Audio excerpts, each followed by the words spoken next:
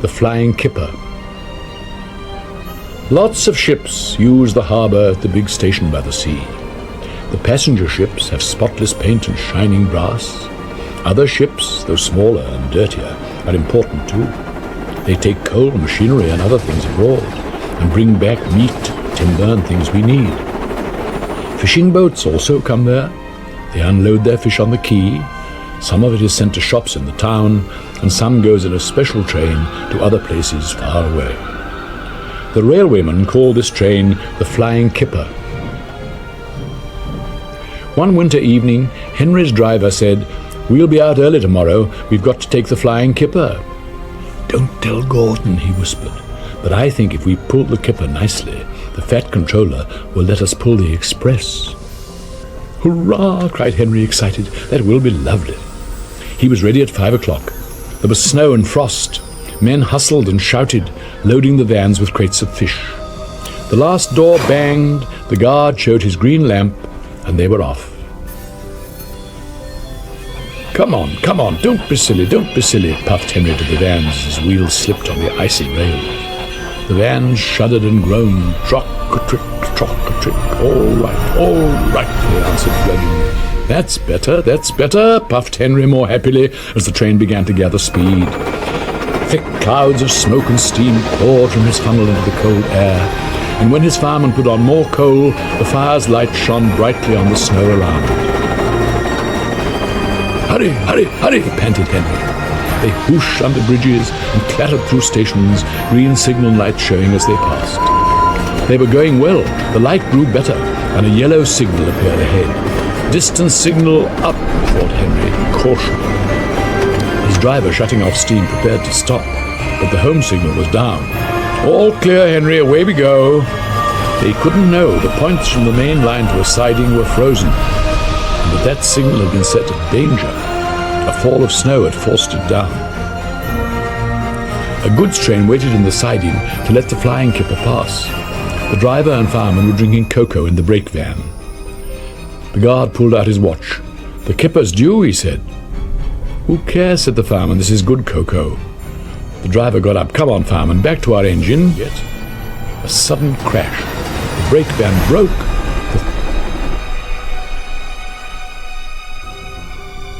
The gang soon cleared the line, but they had hard work lifting Henry to the rails.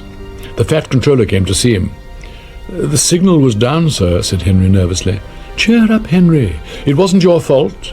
Ice and snow caused the accident. I'm sending you to Crewe, a fine place for sick engines. They'll give you a new shape and a larger firebox. Then you will feel a different engine and won't need special coal anymore.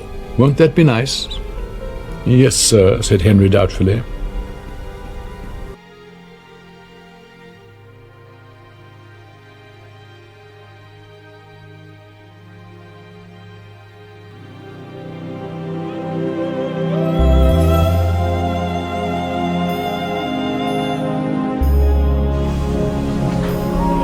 Henry liked being at Crewe, but he was glad to come home. A crowd of people waited to see him arrive in his new shape. He looked so splendid and strong that they gave him 3 cheers. "Peep, peep, pip, pip, peep. Thank you very much," he whistled happily. I'm sorry to say that a lot of little boys are often late for school because they wait to see Henry go by. They often see him pulling the express, and he does it so well that Gordon is jealous. But that's another story.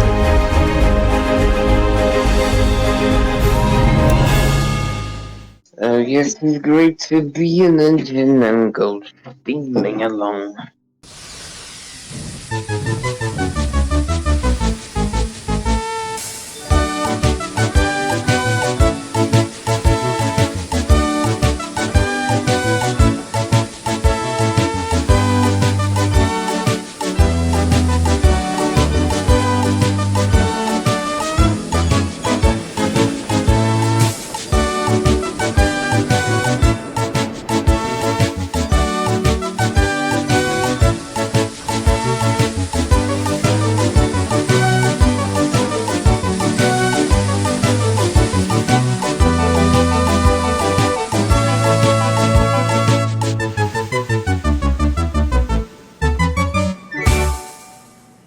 Oh yes, it's great to be an engine and go steaming along.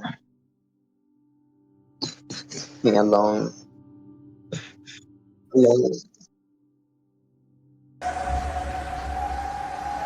Ghost train.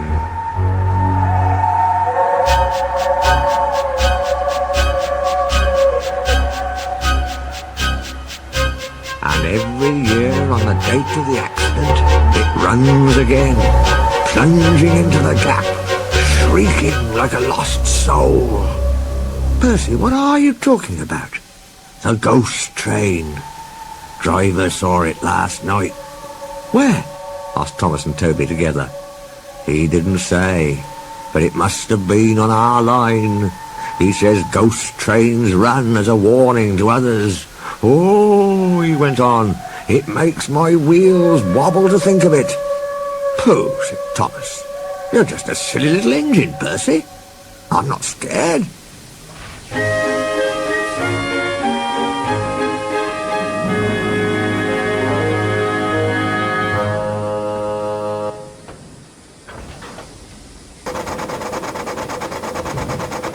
Thomas didn't believe in your ghost, said Percy next morning. His driver laughed. Neither do I. It was a pretend ghost on television. Percy was disappointed, but he was too busy all day with his stone trucks to think about ghosts. That evening he came back, light engine, from the harbour. He liked running at night. He coasted along without effort, the rails humming cheerfully under his wheels, and signal lights changing to green at his approach. He always knew just where he was, even in the dark. Crow's Farm Crossing, he chanted happily. We shan't be long now. Percy broke the car to smithereens, and lime flew everywhere. They found no one at the crossing, so went on to the nearest signal box.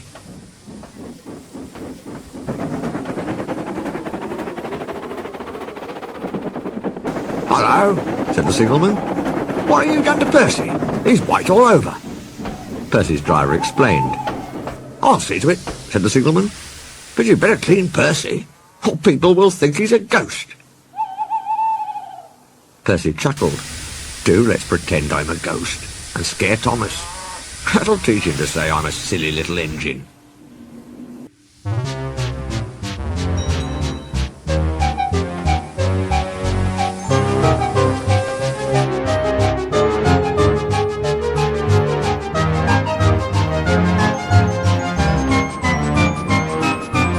Thomas was being oiled up for his evening train when Toby hurried in saying, Percy's had an accident. Poor engine, said Thomas. Botheration. That means I'll be late. They've cleared the line for you, Toby went on. But there's something worse. Out with it, Toby, Thomas interrupted. I can't wait all evening. I've just seen something, said Toby in a shaky voice. It looked like Percy's ghost. It said it was coming here to warn us. Pooh, who cares? Don't be frightened, Toby. I'll take care of you. Percy approached the shed quietly and glided through it. Peep, peep, peep, peep, peep, peep, he shrieked.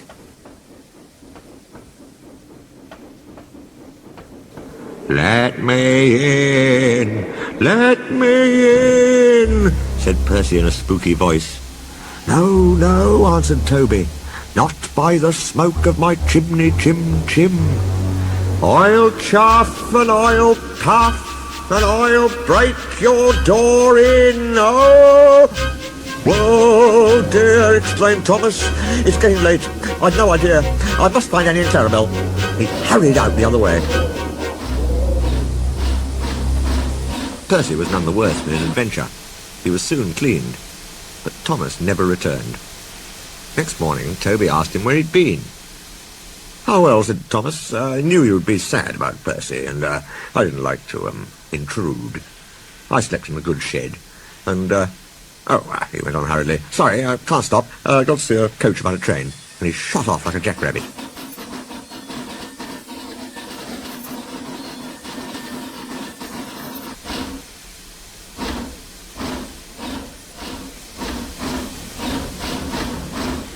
Percy rolled up alongside.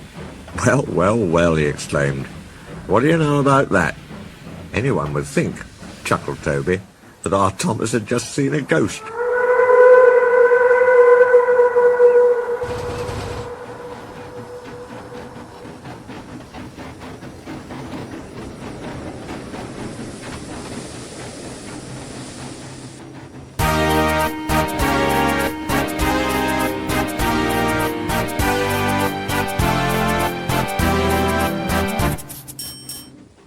Enjoying that, Percy? Fuck off, you bloody...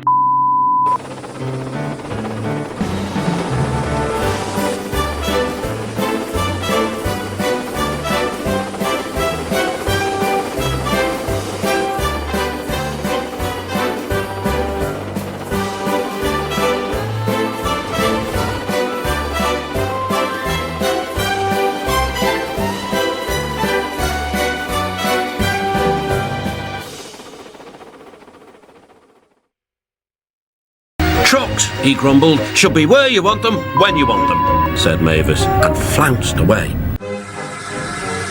So Duck came to Edward's station. "It's not fair," he complained. "Diesel has made the fat controller and all the engines think I'm horrid." Edward smiled. "I know you aren't," he said, "and so does the fat controller. You wait and see." Duck felt happier with Edward. He helped him with his trucks and coaches, and sometimes helped foreign engines by pushing their trains up the hill. But Gordon, Henry and James never spoke to him at all.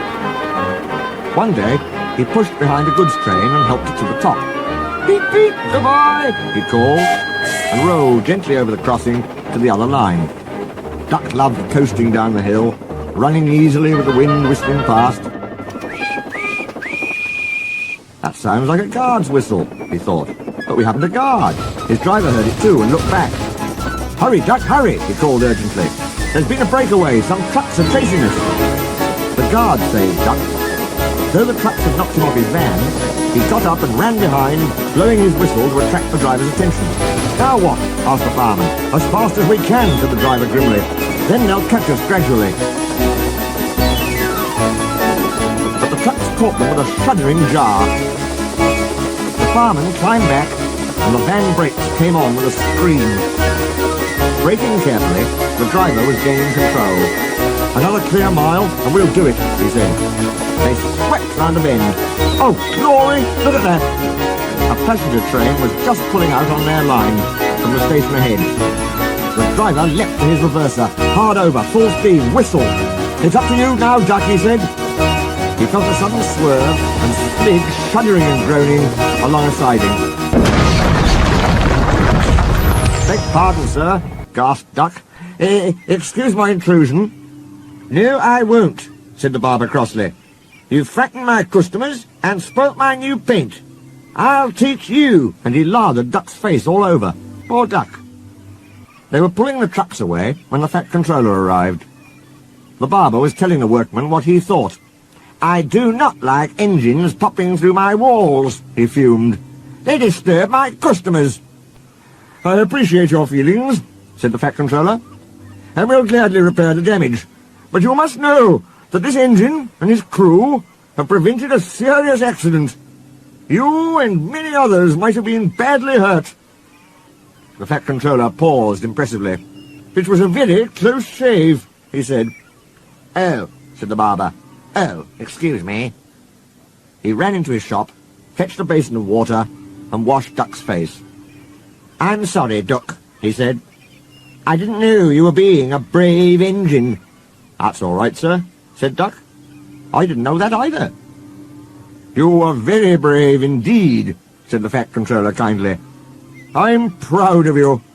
I shall tell City of Truro about you next time he comes." "Oh, sir." Duck felt happier than he had been for weeks. "And now," said the fat controller, "when you are mended, you are coming home." "Home, sir? Do you mean the yard?" "Of course." "But, sir, they don't like me. They like Diesel." "Not now," the fat controller smiled. "I never believed Diesel. After you went, he told lies about Henry. so I sent him packing. The engines are sorry and want you back.